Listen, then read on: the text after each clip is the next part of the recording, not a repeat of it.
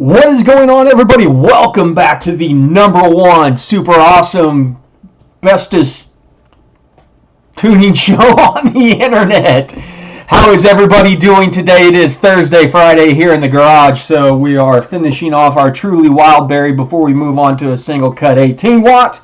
Woo! And it has been quite the week. The Super Auto is 99.9% done. We are hoping to do a live first start event Saturday. It was going to be Friday. Yes, you're right, Sam. The only tuning show. That means I could say whatever the hell I want because it's true. We were going to... Hold on a second. My light in the background's a little bit dim. So... brighten this thing up a little bit. I give up.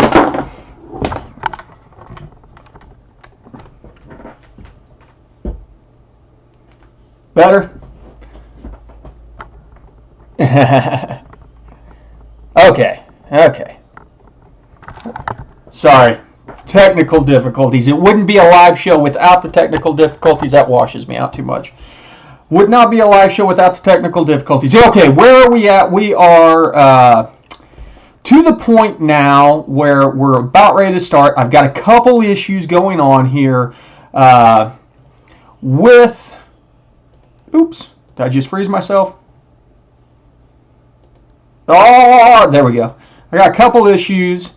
For one, I ordered the wrong O2 sensors. I ordered the rears instead of the fronts. I triple check that. Still, I went to go install them today. They didn't plug in.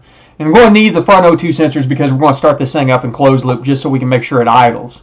Not quite to the 7s. We're shooting for the 9s. What was the other issue? Oh, I found out, of course, the hard way. The torque converter is not showing up. I ended up putting the stock one back in just so we get tuning. The thing's not shipped. The truck, the motor's ready to go. Everything's done. So I just said to heck with it yesterday, and I put the transmission back in. No small feat being a 6L80, installing that by yourself. Not fun. But at least the torque converter will be easy because we just back it out, swap it out, put it back in. So the torque converter's in there. But I found out after the fact with the long tube headers and the transmission installed, you can't install the transmission oil dipstick. So I had to end up getting a flexible oil dipstick. It's on the way. It'll be here Saturday. Oh, and I had to get an extension for the mass airflow. So everything else is up and running. Tested all the electronics out. Everything looks good. The air-to-water intercooler's in. All the cold side piping is done. It's not the best, but it goes from the Pro Charger to the air-to-water intercooler into the intake. So, rear-wheel drive, Michael. So yeah, we are hopefully going to be firing it up Saturday. Hopefully the thing fires up. We can go through a warm-up cycle, 15-20 minute warm-up cycle, get all the temperatures up, and then do an oil change, get it all up. Get it all swapped, get the oil out, put some more clean oil in, and then we will start tuning it literally right after that. So next week, if all goes well, as long as the motor runs, hell, I don't know. I may have messed something up putting the motor together. It may not even run. Who knows? Okay. Other than that, thanks for everybody that showed up. This is really bugging me. Hold on a second. Let me see if I can fix the lights.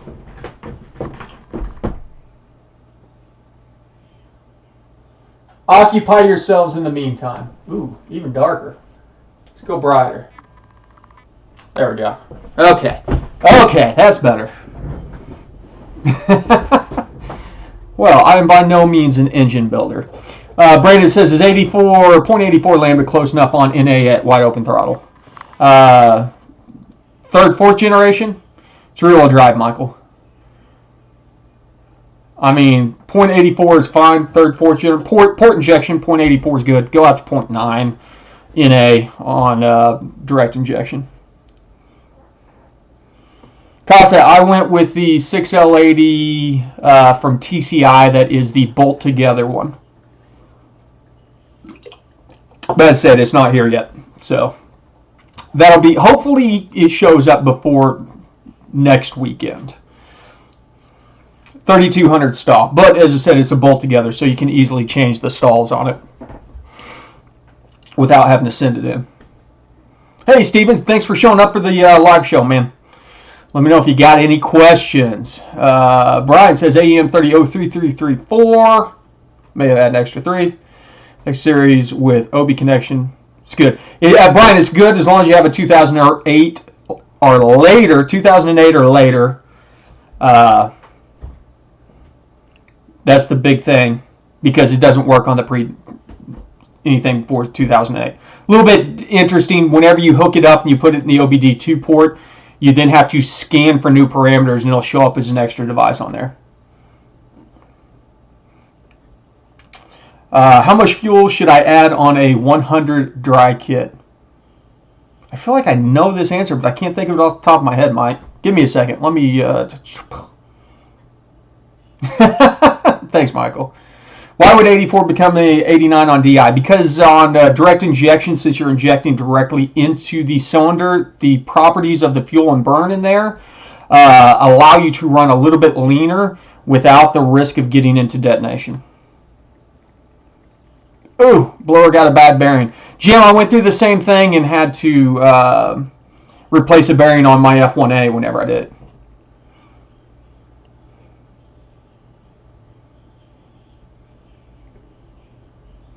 Vasily, thank you. Yes, I will do that. I appreciate that, brother. I will do a Patreon video and raffle it off to the patrons. So do you like to tune FIDI engines with the old 12.0 AFR as the port injections, or do you like to tune them leaner, Socrates? Leaner. There you go. Justin says 20% for every 50 horsepower, and Justin's right because we've talked about this multiple times. Thank you. Because I'm thinking 30% for E85, but I'm drawing a blank on, 2 degrees per 50 on timing. Ever seen exhaust reversion issues with large NA cam and small turbo? Of course. Any large cam that has a lot of... Well, it doesn't even matter about necessarily how large the cam is. It's about the overlap on the cam. The overlap will cause both intake and exhaust reversion. So, hey, George. What would you say is the definite order of tuning? I prefer to start mass, airflow, volumetric efficiency, timing, and then torque. But,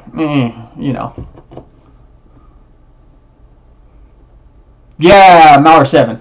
Yeah, direct injection, as I said, you can get away with running leaner because of the what's going on whenever you are injecting on a direct injected motor. A lot of it being that on port injection, you're puddling on the walls and things like that. And so that is part of your transient fueling that doesn't come into play whenever you're doing that on direct injection. But the other side of it is whenever you're doing direct injection, it atomizes because it's at a higher pressure, which also cools down your air charge. There's a lot going behind the scenes that will allow you to run a little bit leaner and still stay out of high cylinder temps, which then translates into detonation. What happened, D&Z? Why did all your projects get put on hold? Ah, cool, Jim. Going to the TI. Might as well. If you're getting it rebuilt anyways, might as well upgrade it if you can. How much leaner? As I said, you could go from on a naturally aspirated, you could go from a 0.85 PE to like a 0.9. Two-fisted. Done with that one.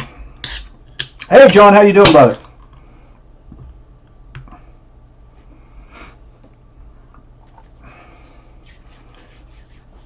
Ugh, my arms are just beat up. Look at that. This is just reckless abandon, like diving in and working. Ugh. You can see my chest. My chest is destroyed too.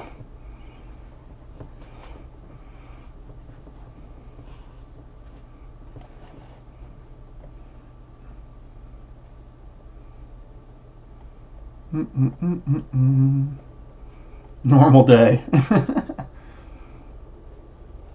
Boss gave you the transmission shop. Congrats. Socrates, no, I did not. Well, I got a 6L80 instead of the 8L80. But, no, this is just from reaching in. I don't know if you've seen my engine bay. There's so much going on. You can't go in anywhere without dragging stuff. After doing a cam swap, TBSS intake and 42-pound injectors is normal. Have to take 20 to 30% to take out 20 to 30%. Well, Danderson, what were your injectors on there beforehand? Denny Rochester, shirts coming yet? What shirts? Bo, yeah, I do check out the website, goatropegarage.com. I do tunes. I do mail order tunes, and then I also have tuning assistants. Tell you what, Vats, you know, I wouldn't be opposed to getting into Duramax tuning one of these days.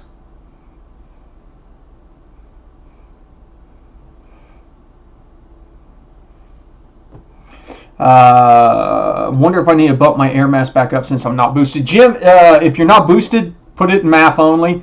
The mass airflow sensor does not care. Is there a safe way to adjust the throttle sensitivity on 15 Silverado? But it has one stock truck, doesn't want to do a full-blown tune. Yeah, check out the driver demand table under torque management, and you can shift the throttle response on that table. Danderson, what were the factory rates? I mean, that's what's going to determine it. If you had 24-pound injectors and you put 42-pound injectors in, yeah, you're going to have to subtract fuel out. So a couple of weeks ago, you mentioned that you don't really tune the commanded lambda for gas mileage. I mean, that's happens naturally whenever we're tuning it. If I write a tunement for a road trip, what would be safe, ideal lambda reading? And what would I have to richen of the PE table? No, you could leave the PE table the same. You could probably put your stoic out to, you know, 15.1 or something like that.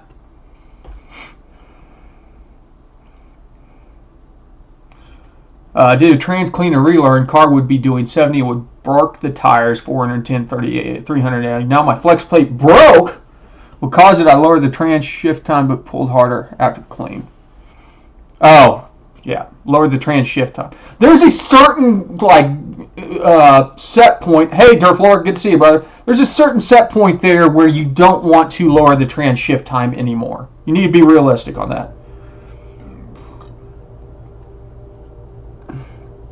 Danny, what shirt do I owe you? Because I've got a spare shirt floating around here that I didn't know who won it. Maybe it was yours. What is your take on using decapped injectors? It doesn't matter on what platform. I'm against decapped injectors.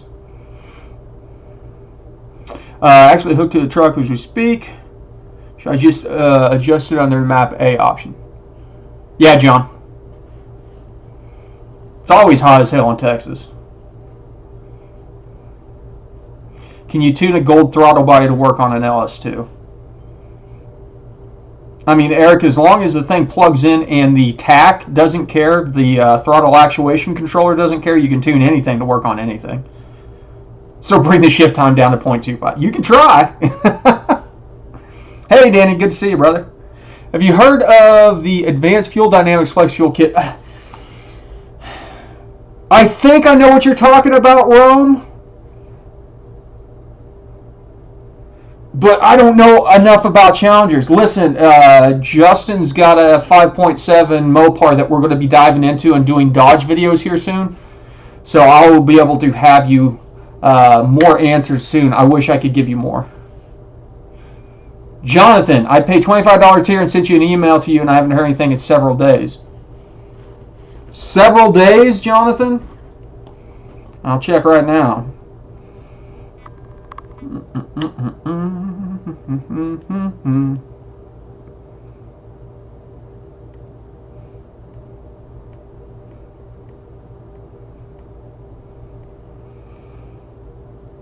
Yeah, Jonathan, I don't have any emails from you, bud. The oldest email I have is from July, well, 2 days ago. But I've been busy, so. But try again. Where did you, I mean, don't put the email here because, but did you send it to the right email address? You're funny, Michael. Follow up, why if they're flowed on the decapped injectors? Because decapped injectors have an issue with idle fueling. If I'm tricking the ECM with the IAT mod, nitrous nozzle doesn't really matter, does it? Nope. Nope, because the thing about it is if you're upstream of it, you're basically killing it anyways. Have you had any trans-tune experience with the A10? Nope. GA fam, once I get my flex plate fit, what do I have to do to get you to look over my tune? Check out the Patreon. Hey Kyle, what's a good cold start enrichment amount? Good question, Andrew George. Enrich it until you start smelling fuel, and then you've got enough. Maybe back it off about 5% after that. Hey Michael, you know I got a Gladiator. It came out of that area code. Steven's Garage is being more worried. Are you doing tuning classes? Listen, I'm going to do the tuning classes. I'm going to try this weekend if possible. I just lost my screen for some reason. I'm going to try and get a schedule out for the tuning classes. Jonathan Robinson, you should have gotten an email giving you the email to actually send your question to. That is not the email to send it to.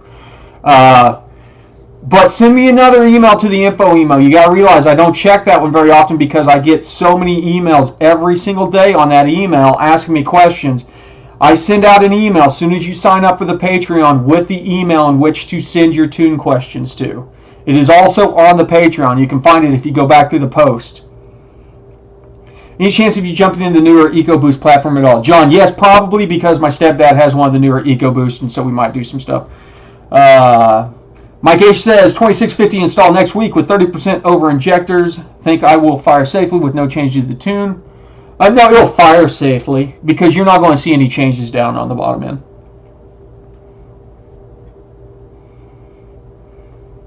I don't understand why people say that. I run 88-pound decapped injectors on a bone stock 5.3 that has no problems with idle.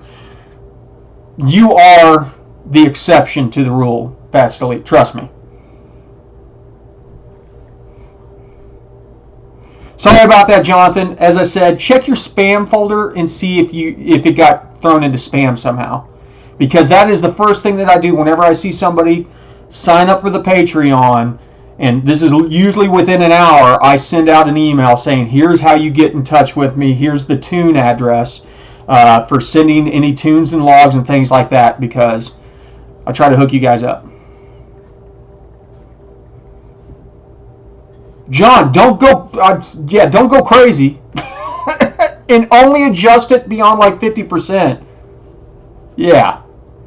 Because if you do the lower ends, you can literally make it where the thing will drive itself.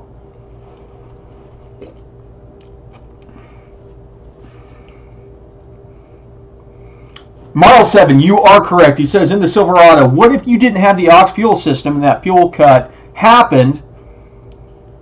Theoretically, it should have saved the motor. Because, as you said, it would have halted combustion, etc., etc. So, 20%, John, is fine on the last couple rows. You got to realize, like 80% throttle and beyond that. Anything below that, be careful. Zeth, I'll talk about that here in a second. So, I think what I'm going to end up doing on this iteration is run the AEM AFR failsafe gauge with a failsafe trigger on it, and then we're going to install a wastegate with a CO2 cylinder or compressed gas cylinder to basically bypass all boost, because we haven't been able to get boost control to work on the bypass valve. But if it were to go into, anything, leaner than this point, it opens up and just dumps boost, because we've got to have that extra fueling.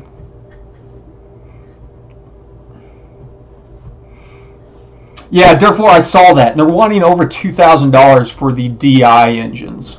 because of that extra module that they need for the direct injection controllers.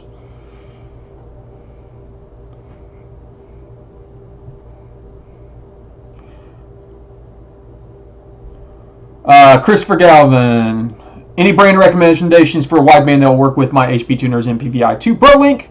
I mean, I'll shoot you straight. I use nothing but AEM. So, and since you have the Pro Link, almost any wideband will work. But I've had no issues with my AEM setup, so. Rome, no, I'm not good with Dodge Challenger tunes. I mean, if you want to sign up and have me check it over, I can look through a Dodge Challenger tune, but I would not offer to tune your Dodge Challenger, even though I'm going to tune Justin's Dodge Magnum.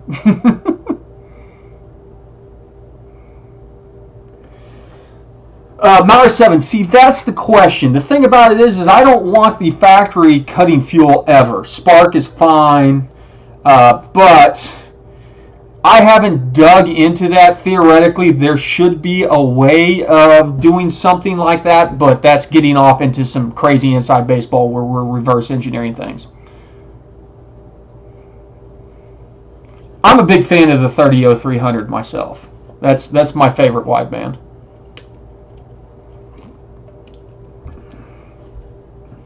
And it's, you know, it's reasonably priced. A little bit more expensive than some of them out there, but Jay, congratulations, man. Thanks for signing up or being a subscriber there. And hell yeah, 06 GTO. I had no 5 myself. Missed that thing.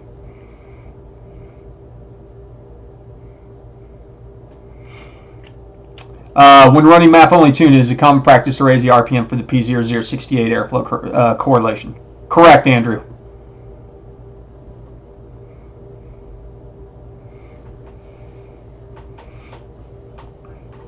There's just so much going on with the Super Auto, because it wasn't even the fact the auxiliary fuel was just one part of it. We also had methanol injection on there. So what we needed to do was dump the boost. So we were still flowing auxiliary fuel and methanol injection. The factory ECU cut the fuel off, put 36 degrees worth of timing at it, and that's what killed it. It's one thing just to run lean. And it was my own fault because I got ticked off at the end of it and I jabbed the throttle. Well, whenever I jabbed the throttle, he created such a big transient on the throttle that the thing wigged out and it went to a VE table that was not even touched. It was the factory VE table, and that was, yeah. GTOs were awesome. That was one of the best things that GM did, was bring the Holdens over to America. And then GM, you know, screwed up. Yes, and then I blew it up. But, as we said, Brandon, before even going to the track, that there was no disillusionment about the fact that we were taking a stock motor and throwing 20 PSI on it. It wasn't going to last.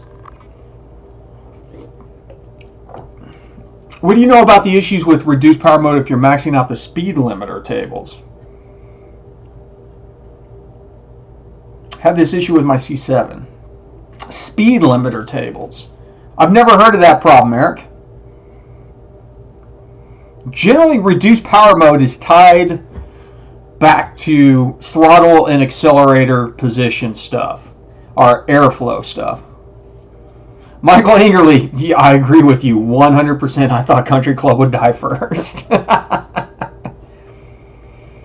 I'll have to look it up, Eric. I'll have to look it up. What's the solution? How do you fix it?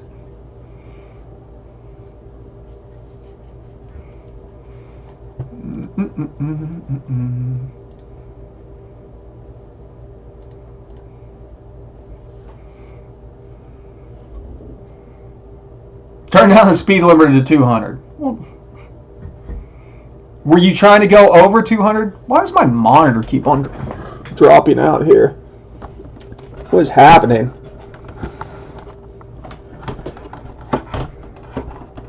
This never happened before.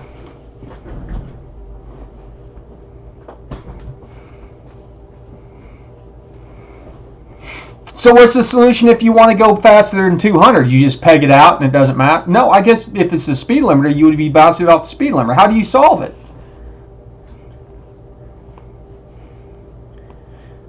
Okay, get your tickets in. We're giving away a t-shirt. Supposedly they've gotten the production solved where it doesn't take quite as long to get the t-shirts in. What would cause stumble when revving? Just install a TSP cam and dialed in my idle on full SD tune. There is a fueling adjustment for transient, how far out it looks. It is a factor. And you might need to adjust that factor. I set the speed limit at 280 and wish for Bugatti power.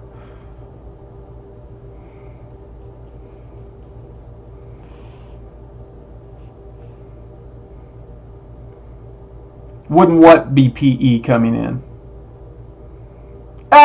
PE could be coming in if you're just revving it. I mean, are you hitting the rev limiter since there's a separate rev limiter whenever you're revving it? 09 LY6, would high IATs cause long terms to rich in 10 to 15%? Cold air intake is open to the engine bay. High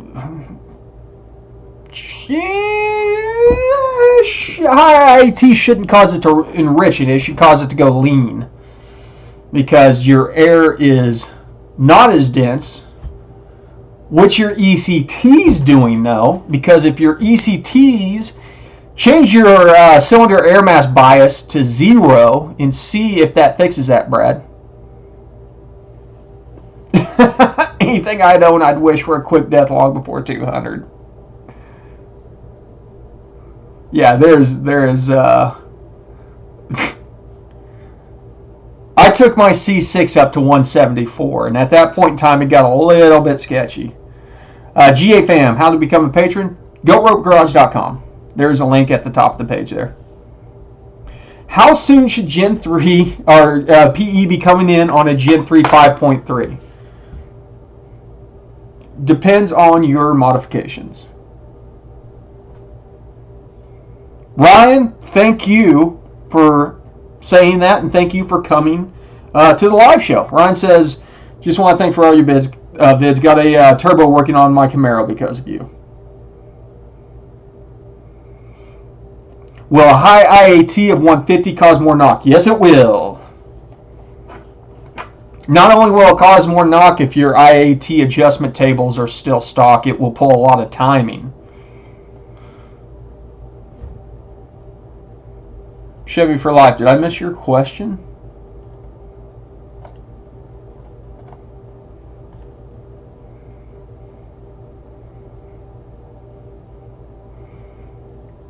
PE on a stock Gen 3 5.3, there's no reason to bring it on before 4,000.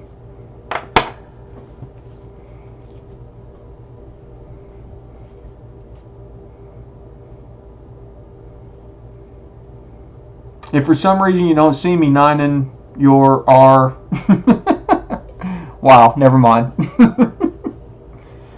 Hillary, are you having a Thursday, Friday too?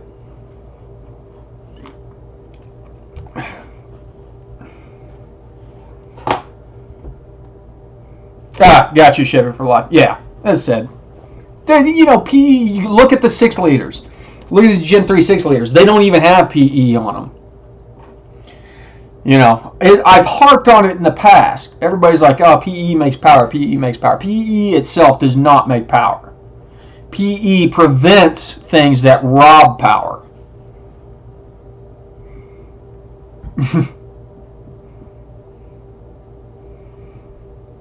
Correct, Mallor 7. Yes.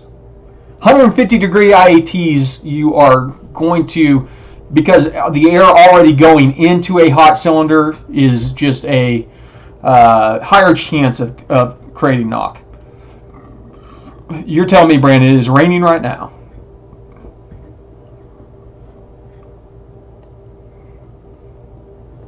It's basically been raining all day. In fact, my dog woke me up at 4 o'clock this morning. I was just like, why am I awake right now? especially after I installed that transmission by myself last night. How to reduce IAT. Hey, Stephen, let me tell you about Snow Performance methanol injection.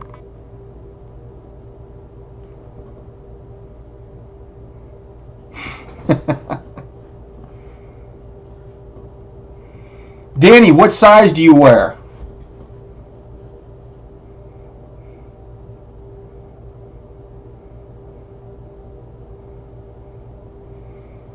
Yeah, Ryan, I'll make more videos on torque management. It's not torque management, it is the virtual torque stuff so much that sucks. You are correct, Scuba Sam. There's plenty of videos out there that show that from this point to this point on AFR, you're not getting much more power out of it. You're doing it so you can make power safely.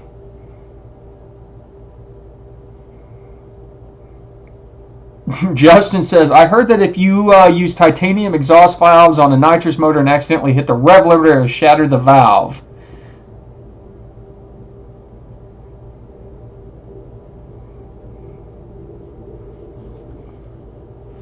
On a Gen 5.5 or Gen 3.5.3, do I need the NOx sensors to tune the advanced timing? You need something. You don't want to just go out there because you will hit brake torque and it will start destroying the motor.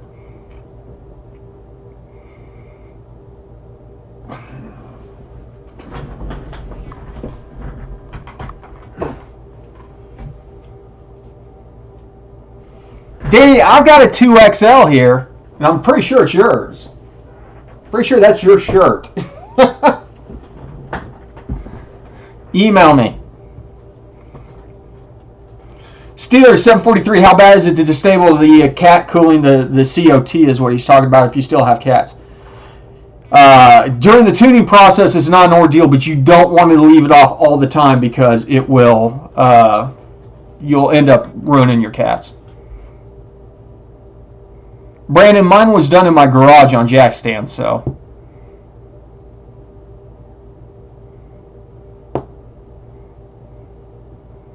How hot of an IAT is too hot for NA before it's dangerous? Shift your life, you're probably not going to hit too hot of an IAT on an NA, even if you're just breathing in air out of the engine bay. Got my exhaust leak fixed on the GTO. I'm hoping I don't have exhaust leaks on this setup. I went out today and bought the copper exhaust gasket maker because the Speed Engineering headers, which look great and they fit well, the connectors are very loose on those things, the slip-on connectors. And so even like running those things down with the impact, like there was a little bit of wiggle in them.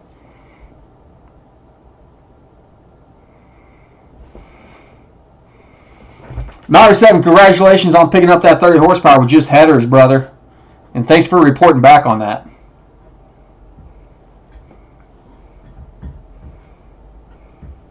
$130 degrees? How the hell are you getting 130 degrees where you live? Death Valley?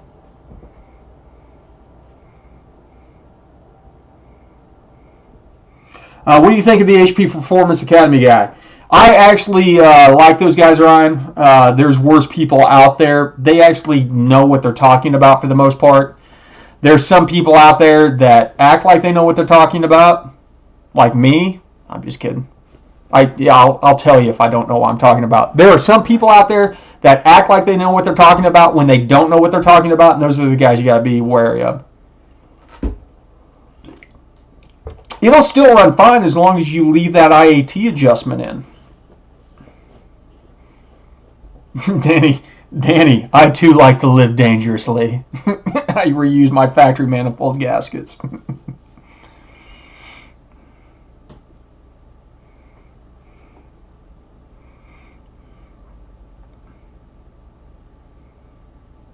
Burned down Malibu was getting 240 degrees at the track. Good Lord, man. Turn that thing off in the staging lanes.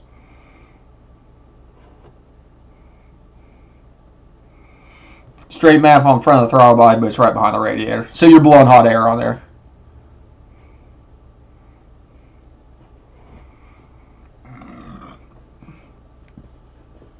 Ask Andrew. Andrew probably knows what area of Australia that guy's from. I don't think it's necessarily his accent. I think it's the way he over enunciates words.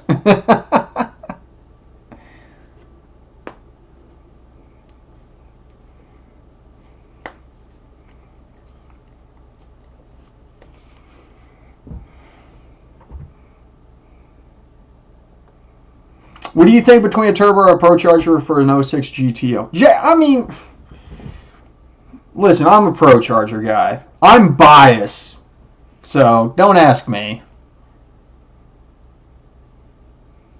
Are they from New Zealand? I thought they were from Australia.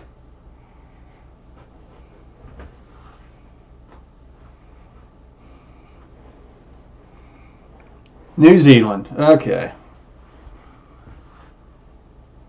Well, they can't know that much if they're from New Zealand. They don't even have roads there, do they?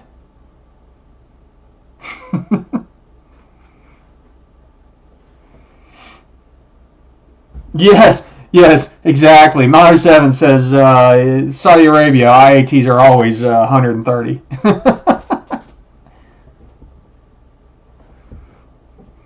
Give us their initials so we can avoid and waste our time. Somebody will pipe up, Rick, and tell you who to steer clear of. I don't throw shade at other people. Let's just say there's some people out there that charge a lot of money for very limited amounts of information. Plenty of sheep. What are your thoughts on an X-pipe exhaust on an LT4 swap in a 1965 Malibu? Head straight, right, left, no X-pipe. Stock Z06 LT4 had it. Preston, honestly, you're probably not going to see much difference except for sound on that. So, Mauer 7.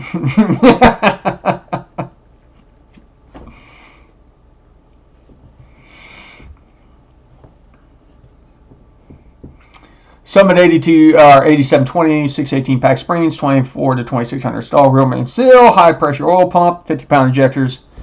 You've got your hands full, brother. Michael Angerly, was it my alter ego?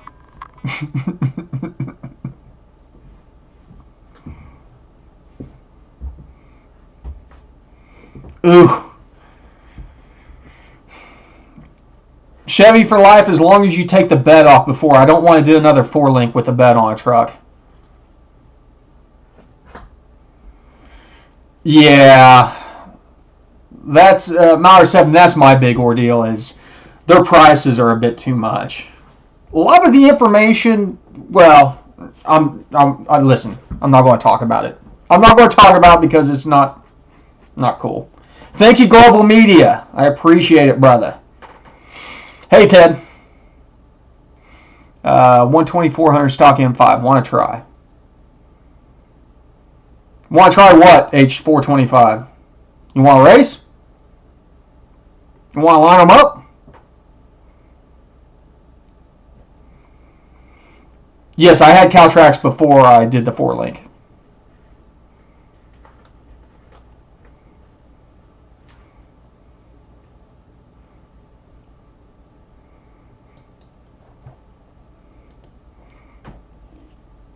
Speaking of, I need to update it with the new Silverado Purge.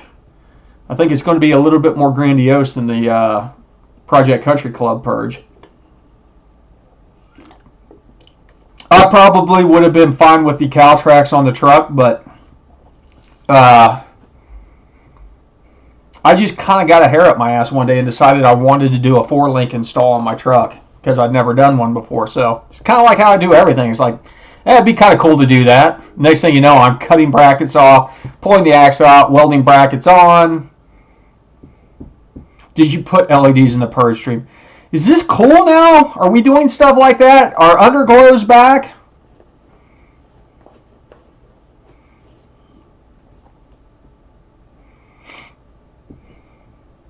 Listen, okay. You guys know I'm in Pittsburgh, and there's a lot of you guys around here.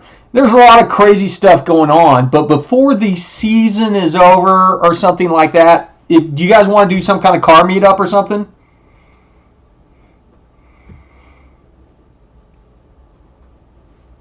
Would people in the general area be willing to travel and hang out?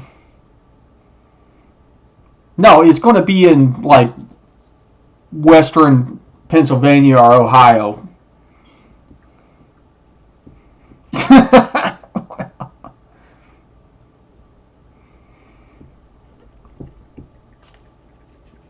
I mean, maybe if we could maybe we could talk about if we had enough people, we could do a track rental or something.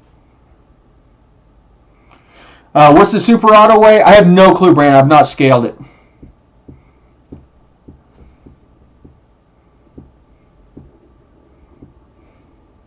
Yeah, well, not necessarily in Pittsburgh, but somewhere, as I said, eastern Ohio, western Pennsylvania.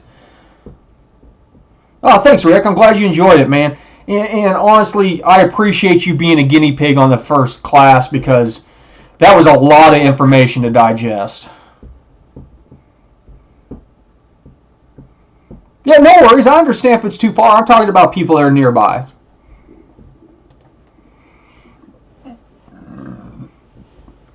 Michael, I'm guessing that my truck is probably around that weight.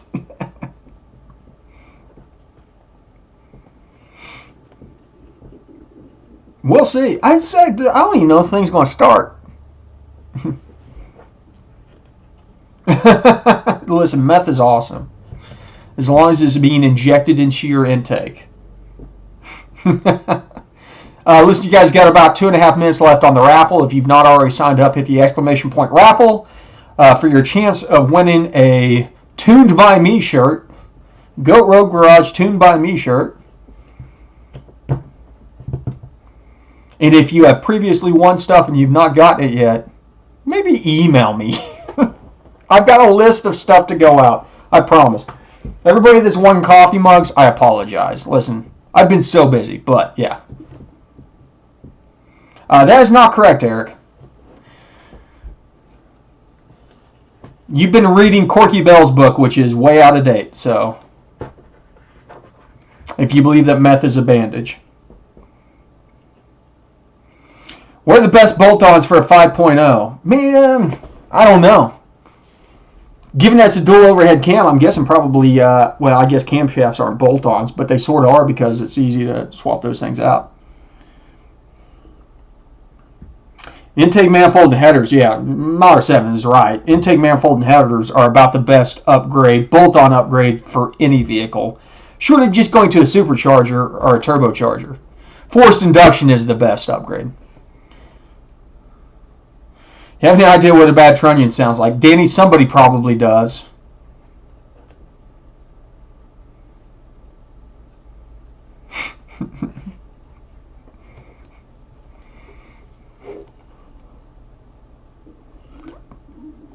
Oh, mercy.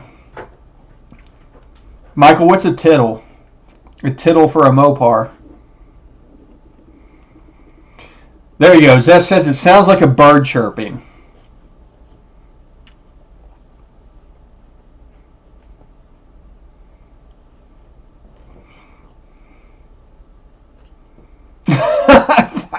Horsepower Nissan patrols.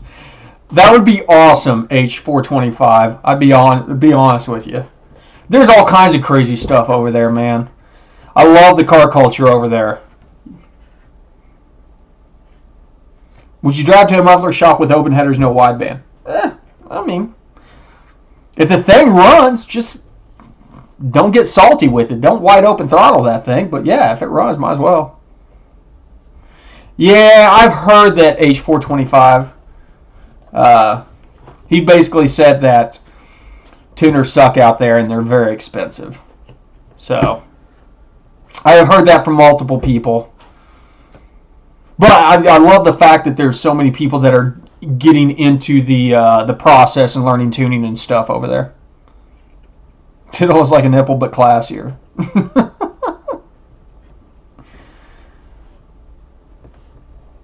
Yeah, I had Chevy for life, 9-hour ride, man. It'd be a weekend, long weekend. Okay, let's see who's going to win a t-shirt. Winner, winner, chicken dinner. Dave Tholey. Thole or Tholey? Thole or Tholey? You still here, Dave?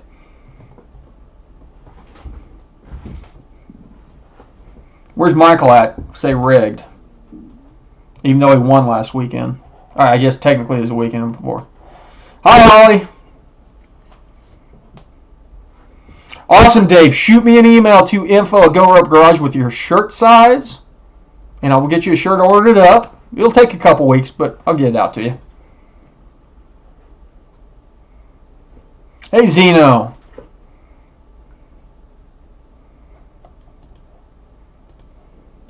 Congratulations to Dave.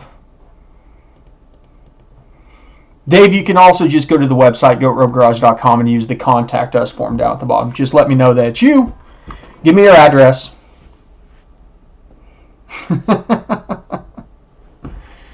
Michael, you're the only person that I remember ever yelling rigged. Catan, I would go ahead and install the cam now. I have not seen the Desert Hill Climb stuff, but I'll look it up.